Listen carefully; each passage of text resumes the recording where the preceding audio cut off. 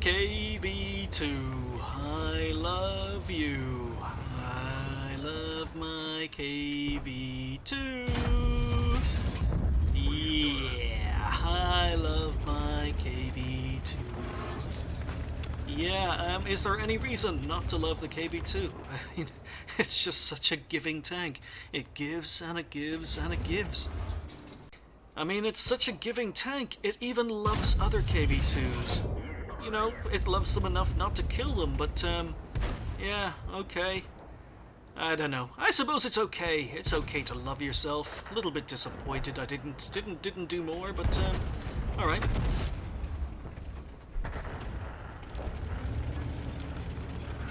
Oh, T-34 behind. Okay, let's swing around. Swing around. T-34 coming across the railway tracks, just getting my turret around. Oh, he stopped. Oh, KV2. Come on, where's the turret? There's the turret. Aim. What? I'm gonna slow this down, because that is unbelievable. There he is. I'm on ×1. Look at that, T-34 with half speed here. Just waiting for my turret to swing around. Come on, swing around. Come on. Beautiful. One hit kill. Aim. Did you see where that shot went? KV2, I hate you. You are such a worthless piece of...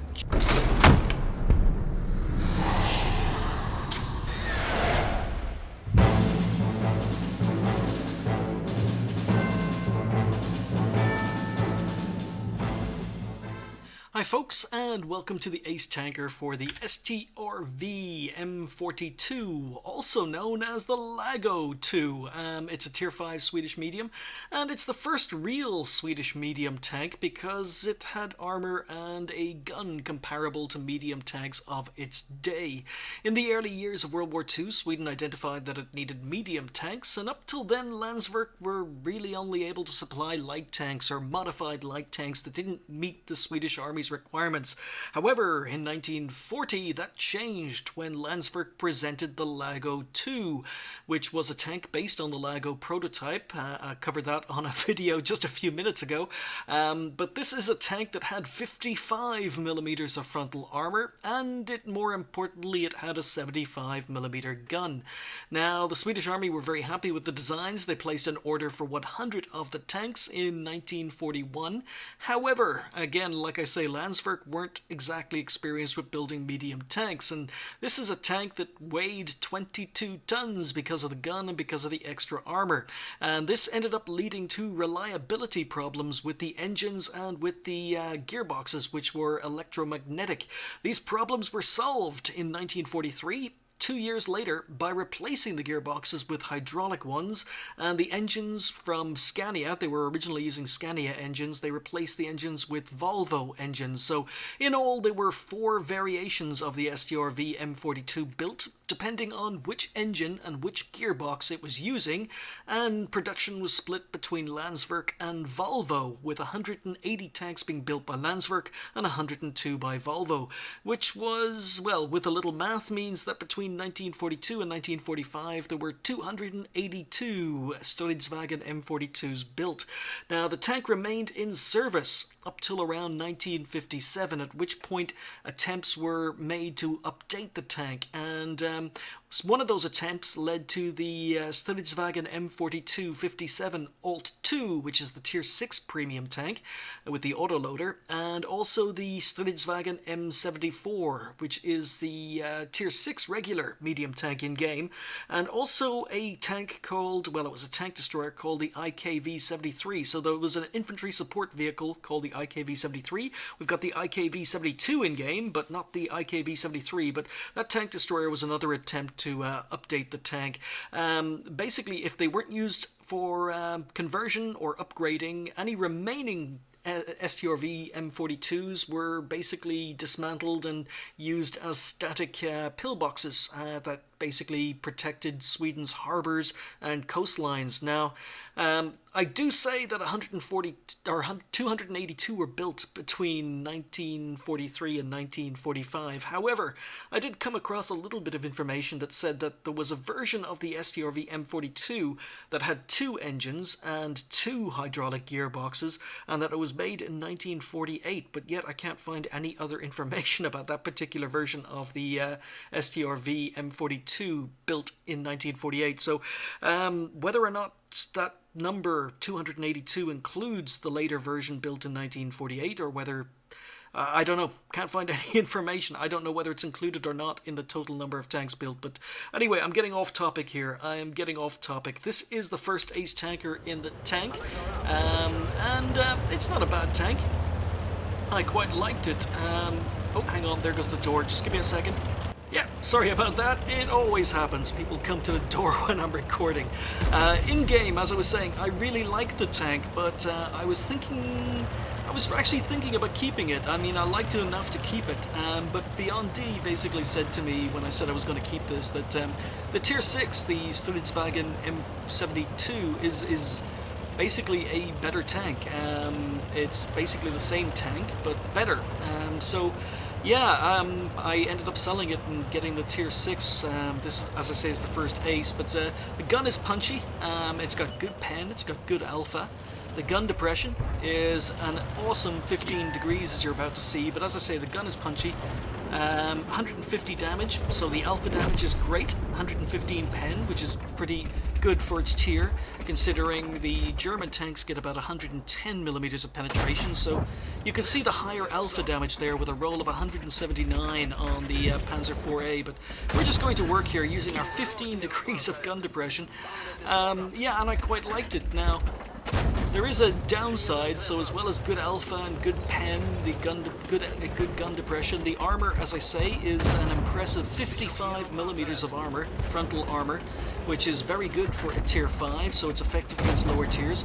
Isn't gonna help you against higher tiers, but once again, using our gun depression, just poking, getting shots out. Look at that high alpha damage compared to 75 millimeters on German guns, and able to take out the Taldi with 2 shots. So yeah, so it's got armor. As I say, the armor is okay against lower tier tanks, not against similar or higher tier, but for a Swedish tank, it's even rare for the armor to be effective against lower tiers. And the mobility is quite good. It's okay. It's got a top speed of 45 kilometers an hour as I put a shot into STRV M42 on the enemy team. So 45 kilometers an hour top speed. It's got power to weight ratio of 18, so the acceleration is quite good. The view range is okay at about 350 meters, and that's all the good stuff. I suppose the downside to this tank is the signal range. Once again, the signal range is it's 400 meters, so that seems to be a theme with Swedish medium tanks as we get a shot into the Churchill. Again, going to work. I'm willing to take a hit here, so we take a hit. So yeah, we're up to 1500 damage. That takes out my gunner, unfortunately, but yeah, dead gunner. I didn't repair him in time, or didn't fix him in time. Missed that shot. Am I going to get the kill? I am, yeah. So Churchill 3 is coming for me. I'm going to try and track him. Oh no, someone else is... No, he's repaired. I'm going to try and track him as he comes around the corner. Track for 0 damage. Ended up getting a hit anyway, but someone else takes him out. So yeah, the signal range is not bad, or is terrible on the tank, and the DPM is a little bit below average, even though the alpha is quite nice. Gun handling is not amazing, but it's good enough. Like I say, I quite like the tank, so we're just going to do some flanking here. I've done pretty much nothing in this game other than move up to E5 and just shoot my gun constantly at anything that appeared. But yeah, as I say, the gun handling a little bit mediocre. You could see the aim time not amazing, and even aiming fully, I missed the T-24 in the distance, missed the M3 Stuart. Am I going to get anything else out of this game? Only 2 tanks left on the enemy team, and there we go. Shot, it sort of derps in, it loops in. So gun handling, not amazing. Get another one in, 126, and okay, that was a low roll, very low roll. Are we going to get the kill? No, because he moved and the gun is derpy. So yeah, just 1 tank left on the enemy team, the Skoda T-25. As you can see, the acceleration is okay, and we're going downhill, get up to our 45 kilometers an hour, but it's not going to get us there in time to kill the Skoda, unfortunately. At least I don't think so. I don't remember killing it. Maybe I do kill him. I do! Oh, yes, I do. A shot in the move. I'm criticizing the gun handling, and a shot in the move there takes out the Skoda T24. So, yeah, that was just 3 kills, and pretty standard game once again. Just playing the tank to its strengths, using its gun depression, poking, shooting. Tier 5 game, so nothing amazing, and no arty to worry about. So, pretty easy run, and it was a pretty easy ace to pick up. It was one of my first games in the tank.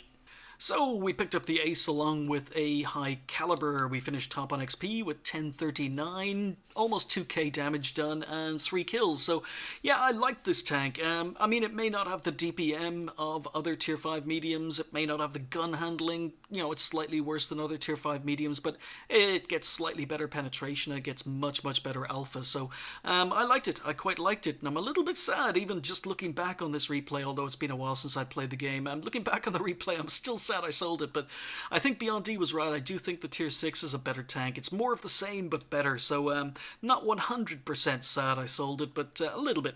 I may end up going back to rebuy it when I get some more Swedish crews. So we fired 19, hit 15, pen 14. So yeah, the gun performance not bad. A little bit derpy, but not bad.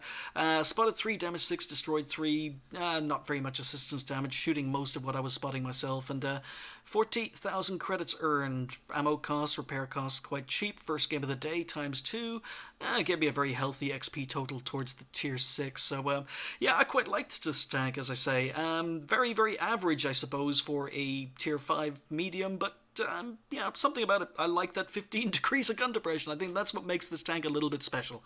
Anyhow, thank you guys for watching. I'll see you next time.